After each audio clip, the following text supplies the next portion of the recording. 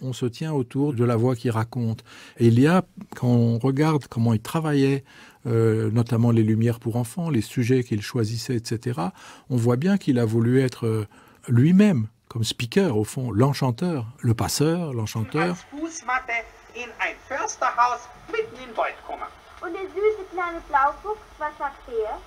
Qu'est-ce que ça vous fait d'écouter ça?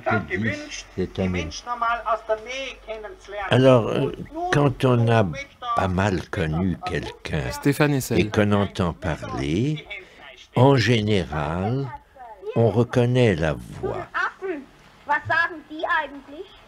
Sagen Sie eigentlich? La voix à la fois très distincte, très articulée.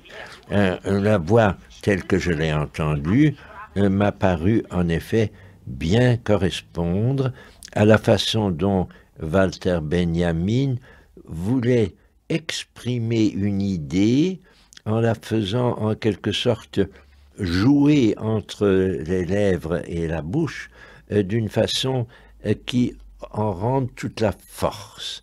C'est pour cela, plutôt que par le timbre même, qu'est-ce que c'est qu'un timbre? On peut se tromper, mais en l'écoutant, c'est la façon dont il utilise la langue allemande qui lui est très chère. Il faut reconnaître que c'était un grand amoureux des langues. Et l'allemand, pour lui, ça compte beaucoup.